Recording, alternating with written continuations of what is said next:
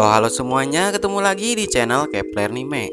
Sekarang Kepler Anime akan menceritakan seluruh cerita anime Slime Toshite 300 Nen. Namun, jika ada kesalahan dalam mengalurkan ceritanya, mohon dimaafkan. Sebelum ke videonya, alangkah baiknya kalian klik subscribe dan like agar kalian tidak ketinggalan video menarik seputar anime. Tanpa panjang lebar, yuk kita intro dulu guys.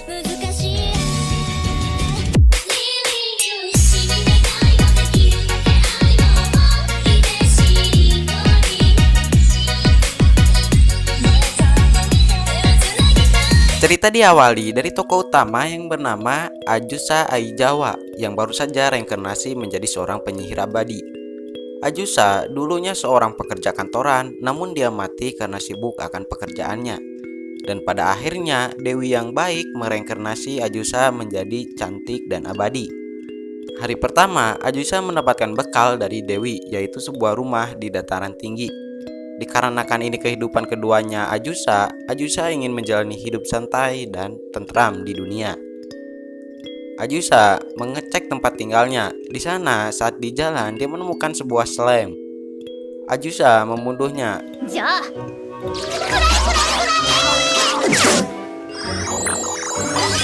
Dan setelah itu, dia mendapatkan biji kristal. Tak lama setelah itu, dia menemukan sebuah desa yang bernama Flata. Ajusa mendaftar di sebuah serikat petualang. Di sana dia melakukan pengecekan dulu untuk daftar. Terus kristal tadi juga bisa dijual di sana.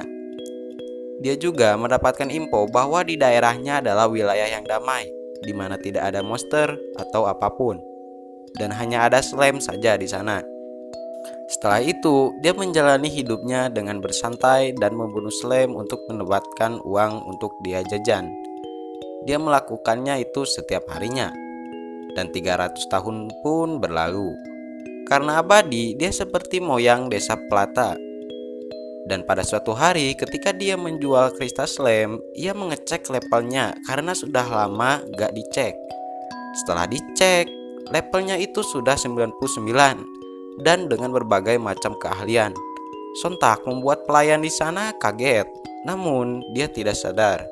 Ajusa menyuruh pelayan di sana untuk merahasiakan hal tersebut.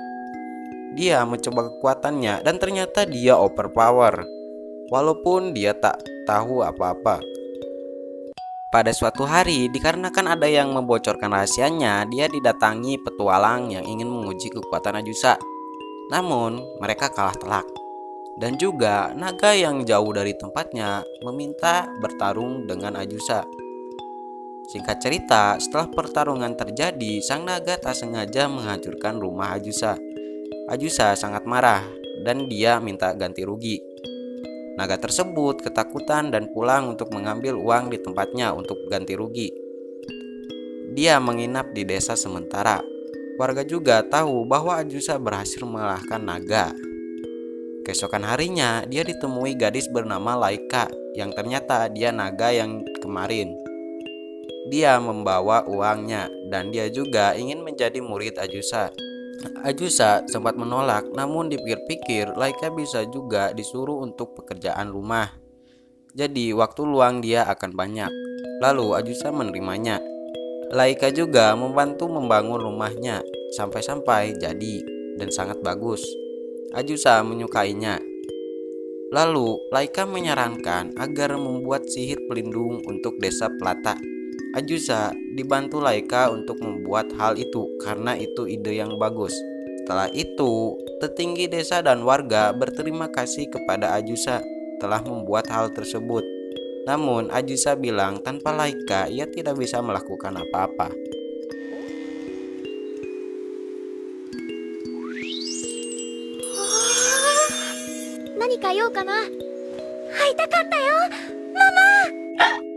Pada siang hari, Ajusa mendapatkan tamu, gadis lolita kawaii yang mengaku dia adalah anak Ajusa. Namanya adalah Falva. Dia bilang bahwa adiknya yang bernama Salsa akan membunuh mamanya sendiri, yaitu Ajusa. Sungguh anak durhaka, jangan ditiru ya anak-anak. Intinya gini, mereka terbentuk dari jiwa roh slime yang dibunuh Ajusa. Dan terbentuklah mereka sebagai roh slime sekaligus anaknya Ajusa. Si Salsa ingin membunuh Ajusa karena Ajusa tidak bisa membedakan slime yang baik atau jahat saat membunuh slime. Lalu Salsa pun datang. Dia melawan Ajusa menggunakan sihir buatannya yang bernama sihir penangkal penyihir dataran tinggi. Semua sihir Ajusa tidak mempan.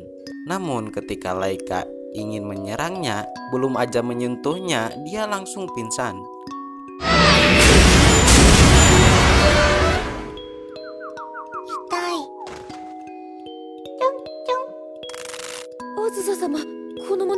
Setelah itu, Salsa meminta maaf kepada Ajusa akan hal tersebut. Dikarenakan ibu yang baik, ya walaupun dadakan, Ajusa menyuruh mereka untuk tinggal bersama layaknya keluarga.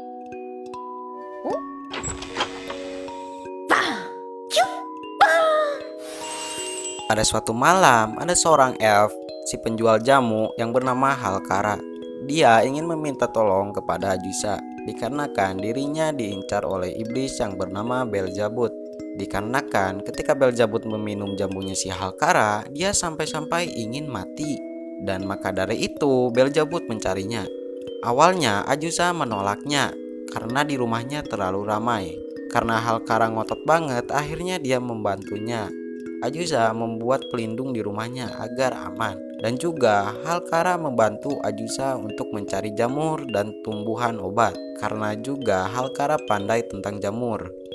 Namun ketika mereka istirahat, tak sengaja Halkara memakan jamur beracun yang efeknya membuat tubuh dia terangsang. Sampai-sampai ingin mengajak mantap-mantap dengan Ajusa.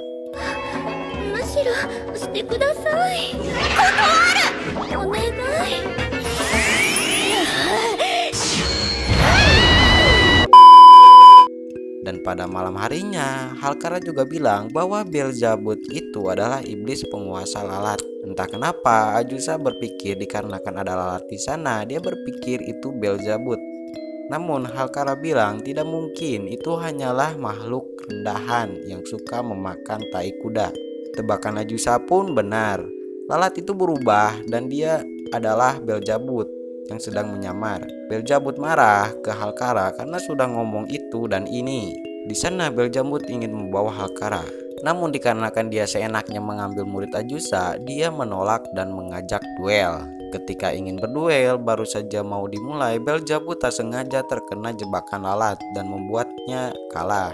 Setelah itu dia bilang ini hanya salah paham. Belzabut mencari Halkara karena dia ingin membeli jamunya. Tentang soal kemarin, Belzabut hanya memaksakan diri bekerja dan pada akhirnya membuat dia demam. Pada siang hari, Laika meminta izin untuk pulang kampung karena kakaknya akan menikah. Ajusa mengizinkannya dan dia juga ikut ke tempat asal Laika. Di sana dia diperkenalkan kepada ibu, ayah, dan kakaknya Laika. Dan tak lama setelah itu datanglah musuh bebuyutan yaitu naga biru yang ingin mengacaukan pesta di sana. Singkat cerita, pertarungan seru pun terjadi dan juga naga yang bernama Flator adalah musuh sejatinya Laika. Namun dengan Ajusa yang ingin kesehariannya damai, dia bisa membasmi semua naga di sana. Di sana juga kebetulan mereka bertemu Belzabut. Lalu mereka membuat perjanjian agar tidak ada lagi pertarungan antar naga. Dan perjanjian itu disaksikan oleh Belzabut dan penyihir tinggi yaitu Ajusa. Pesta pernikahan pun berjalan dengan lancar. Flator juga memberikan selamat kepada kakaknya Laika. Ajusa dan yang lainnya menginap sementara di resor pemandian panas di sana. Keesokan harinya, Halkara mencari lahan untuk pabrik barunya. Dikarenakan semua pegawai di pabrik Halkara takut karena adanya hantu bergentayangan di sana. Lalu setelah itu Ajusa memanggil Belzabut dan meminta bantuan untuk kasus ini. Singkat cerita, pada malam harinya mereka pergi ke pabriknya Halkara. Ajusa dan Halkara sangat ketakutan, namun Belzabut dikarenakan dia iblis, ini hanyalah hal sepele baginya. Dan di sebuah ruangan, mereka menemukan sebuah hantu cilik yang bernama Rosalie. Mereka menyuruhnya untuk pindah ke tempat lain. Namun Rosalie, dia adalah hantu terkait, jadi tidak bisa keluar dari pabrik itu. Setelah itu, Belzebub menyuruh Rosalie untuk merasuki tubuh Halkara agar dia bisa keluar dari sana. Setelah berhasil, mereka membawanya ke rumah. Namun setelah pulang, ketika Rosalie ingin keluar dari Halkara, dia tidak bisa keluar.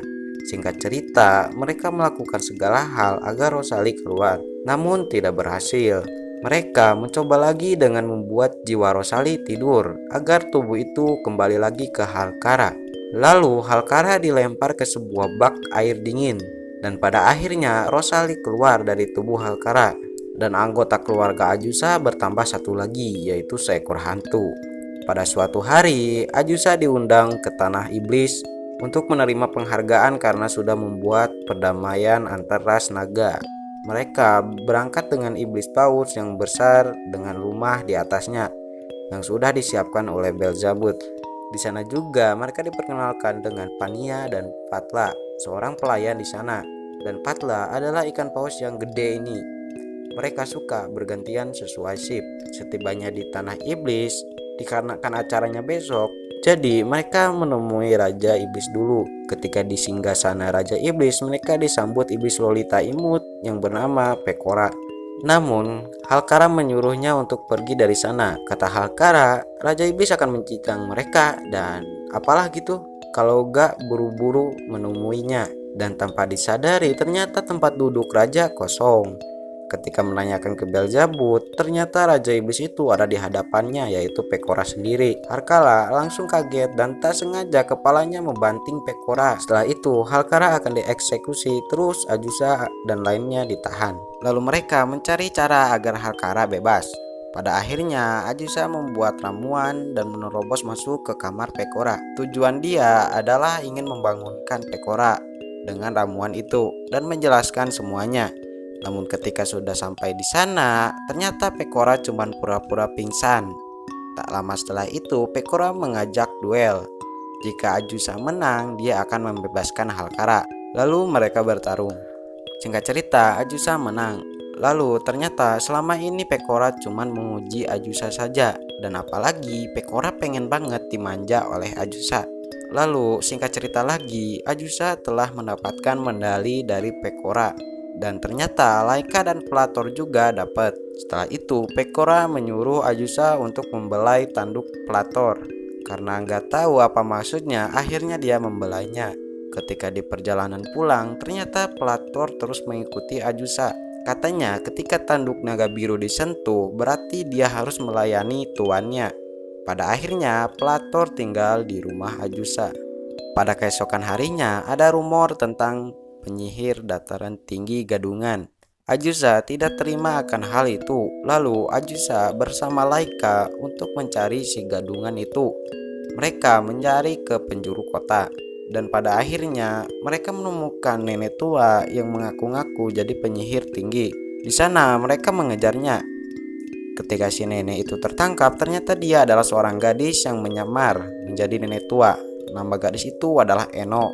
Ternyata gadis itu menjual obat-obatan herbal. Kata gadis tersebut, dia cuman bilang hanya ingin terkenal di seluruh penjuru dengan obat herbalnya.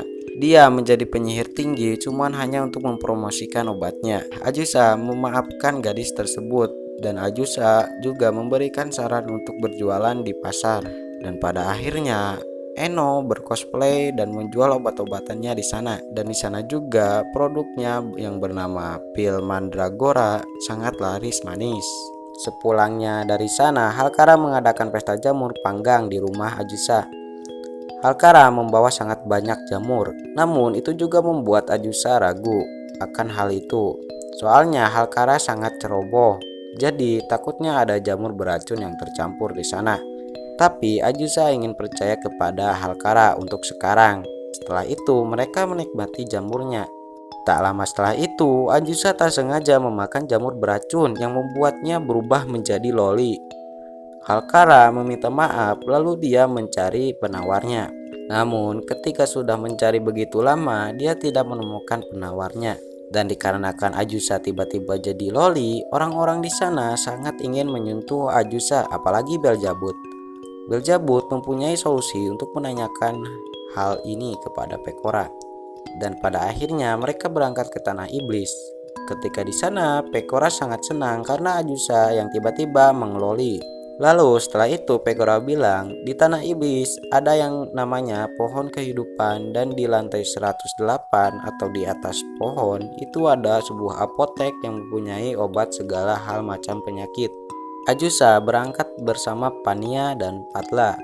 Ketika sampai di sana, ternyata pohon kehidupan terlihat seperti sebuah wisata. Itu juga jauh dari yang dibayangkan Ajusa. Ajusa pikir pohon kehidupan itu adalah sebuah dungeon yang mengerikan.